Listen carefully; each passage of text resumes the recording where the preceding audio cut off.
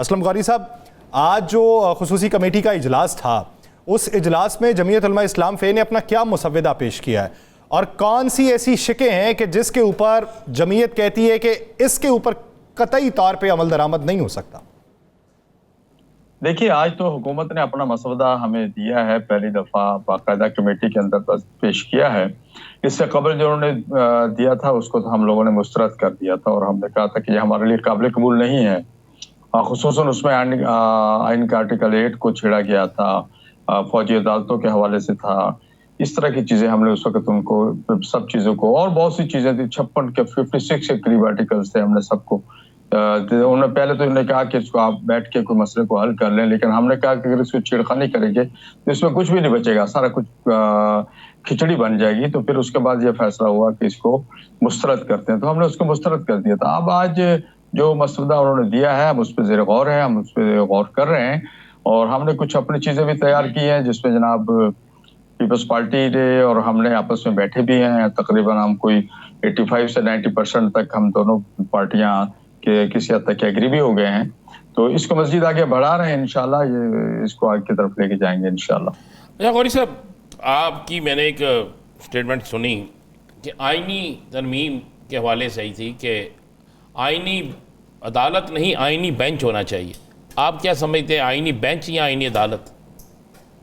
देखिए, आईनी अदालत प्रपोजल तो मौलाना फजल रहमान साहब की थी, पार्लियामेंट हाउस के अंदर तकरीर करते उन्होंने कहा था, और लेकिन ये कि इसको डेडलॉक नहीं करना चाहिए कि आईनी पार्लियामेंट पे हम अड़ जाएं और कहें जी उसके अलावा आईनी अदालत पे अड़ जाएं, हम कहें जी कि कॉन्स्टिट्यूशनल कोर्ट के अलावा हमारा गुजारा नहीं है।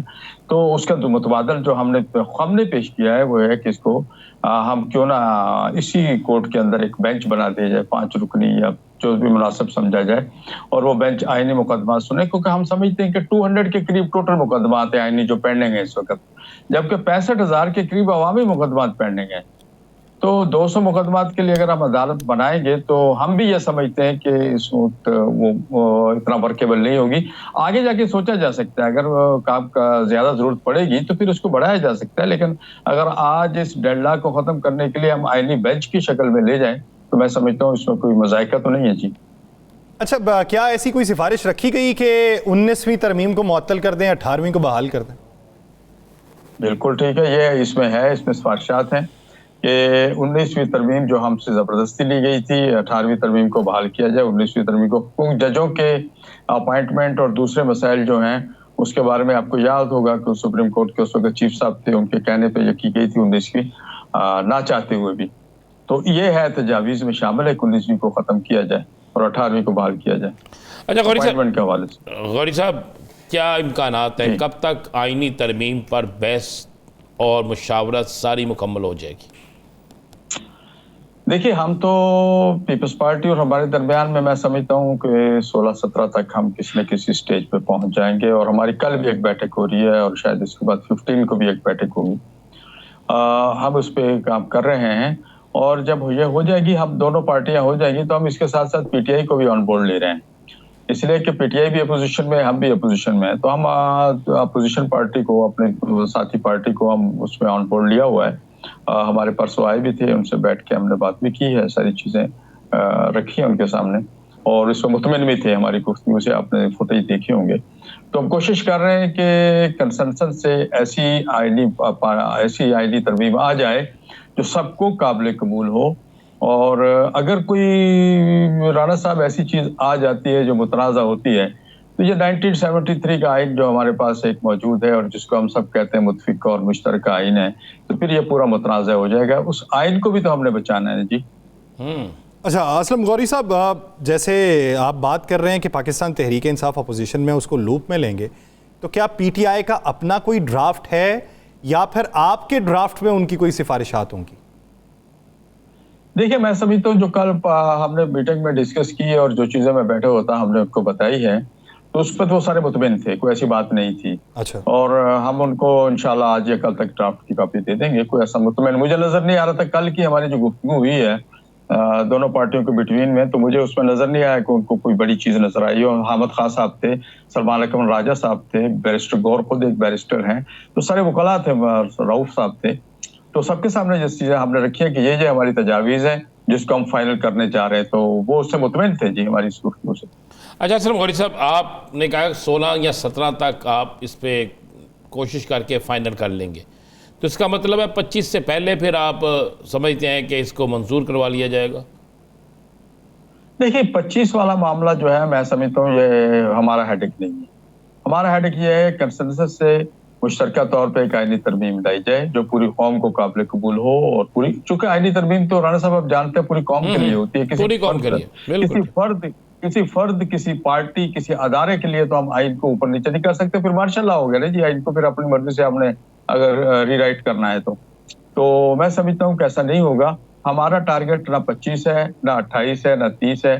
कौन आता है कौन जाता है, ये एक सिस्टम है मुल्क में बना हुआ, उस सिस्टम को चलना चाहिए, और ना हमें जजों को मुतनाज़ा हमें नहीं करना चाहिए, और ना ही जजों के फैसलों में उनका कहीं भी ये सूरत नजर आए कि वो किस पार्टी को सपोर्ट कर रहे हैं। मैं समझता हूँ फिर अदलिया की ये तौकीर होगी और तौहीन होगी, और फिर अगर अदलिया से एतमाद उठ गया तो फिर हम कहाँ जाएंगे।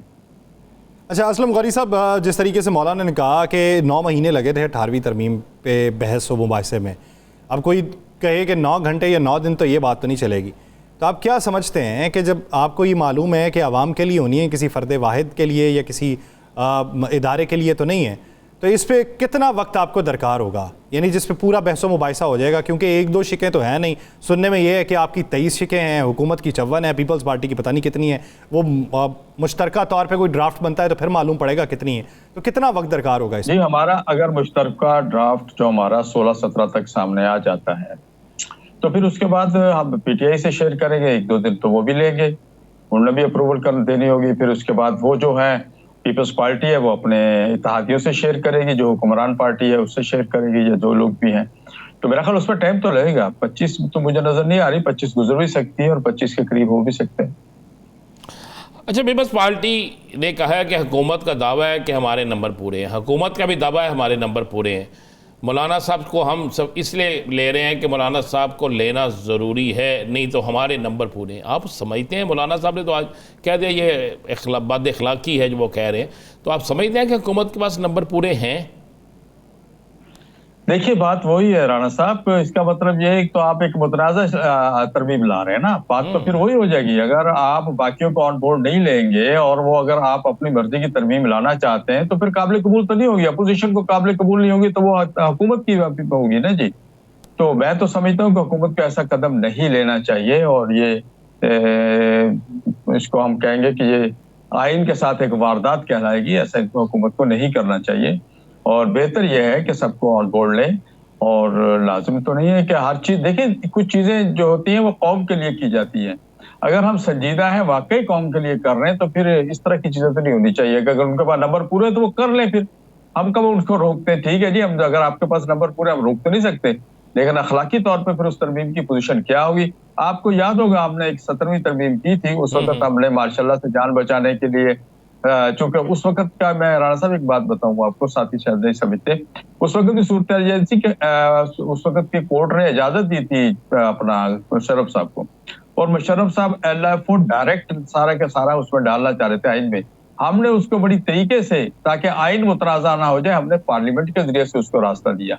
और आपको याद होगा फिर 18वीं तरमीम तक जो हमारा हशर हुआ है, हम पे जो तनकीद दी दोनों दोस्तों की, पीपल्स पार्टी ने और नून ने जो हम पे तनकीद की, आपको पता है। और जब 18वीं तरमीम शुरू हुई तो हमने पहले ये कहा भाई 17वीं खत्म करो, हमारी जान छुड़ाओ। तो ये अगर आप गलत काम करेंगे तो फिर आपके गले पड़ जाएगा, फिर आप कौम आपको माफ नहीं करेगी, क्योंकि अब तो सोशल मीडिया का दौर है, कोई भी गलत काम करता है फौरन कौम के सामने, आवाम के सामने आ जाता है जी।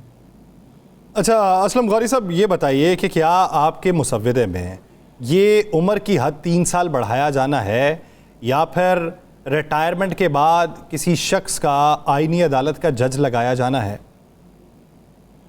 देखिए ये जुजियात हैं, ये जुजियात हैं, ये इसको कोई आप ये नहीं कह सकते कि इसके ऊपर कोई काम रुका हुआ है या काम इसके बगैर चल रहा है। ये जुजियात है, ये हम सब डिस्कस करेंगे इस पे, ये डिस्कस हो रही इन चीजों पे। लेकिन ये मैं फिर आपसे कहूंगा कि हम कोई भी ऐसी तरमीम नहीं करना चाहते जो किसी शख्स, अदारे या हुकूमत के लिए हो। आपने और साहब बड़ी अच्छी बात की है। हमेशा पाकिस्तान के अंदर ऐसा होता था, जहाँ तक मैंने देखा है कि आने वाला कोई भी चीफ जस्टिस साहब हो, उनका नोटिफिकेशन महीना पहले, 1.5 महीना पहले या 10 दिन पहले कर दिया जाता था या 15 दिन पहले कर दिया जाता था। ऐसी क्या मसला है कि अब जब फाइनल हो चुका है कि जस्टिस काजी फायदी साहब जा भी रहे हैं, उनकी अलविदाई तकरीबात भी फाइनल हो गई हैं, सब कुछ फाइनल हो गया है और मौलाना साहब भी कह रहे हैं कि जा रहे हैं, बिल्कुल जाना चाहिए, तो फिर भी नोटिफिकेशन नया जिसको भी बनाना है उसका क्यों नहीं जारी किया जा रहा? देखिए, ये मैं तो नहीं समझता हुकूमत की क्या हिकमत अमली है, लेकिन एक बात इतना जरूर कहूंगा, अगर इस तरह से किसी भी जज को मुतनाज़ा बना के आप किसी भी सीट पे बिठाएंगे तो उसके फैसले मुतनाज़ा कहलाएंगे और वो जज मुस्तकिल तनकीद का हिस्सा होगा, उसमें मुस्तकिल तनकीद होगी। वो कैसे बैठेगा अदालत में जब उस पर हर बंदा तनकीद कर रहा होगा? तो मेरा ख्याल ऐसे किसी जज को भी इस चीज का हिस्सा नहीं बनना चाहिए। अच्छा, असलम गौरी साहब, आप क्या समझते हैं कि मौजूदा सूरत हाल के अंदर आपकी जो सिफारिशात हैं, अगर हुकूमती पार्टीज़ में से कोई लचक दिखाता है तो वो लचक ज़्यादा किस पार्टी में होगी, पाकिस्तान पीपल्स पार्टी में या पाकिस्तान मुस्लिम लीग नून में, या फिर आप समझते हैं कि दोनों पार्टीज़ का एक ही मौक़िफ़ है, उनका ड्राफ्ट भी एक जैसा ही होगा? देखिए, फिलहाल तो पीपल्स पार्टी हमारे साथ ड्राफ्ट शेयर कर रही है, वो हमारे साथ राब्ते में है। आज भी बिलावल भुट्टो साहब तशरीफ लाए थे, अपनी टीम के साथ बैठे रहे हैं हम लोग 1-1.5 घंटा। आज भी हमारी मीटिंग हुई है और जैसा कि मैंने अर्ज किया कल भी मीटिंग हो रही। तो हम तो फिलहाल संजीदा यही बिलावल साहब को, पीपल्स पार्टी को समझ रहे हैं। अब मुझे नहीं पता कि वो नून के साथ मशवरा करके आ रहे हैं या अपने तौर पे हमारे साथ बैठ रहे हैं। जी।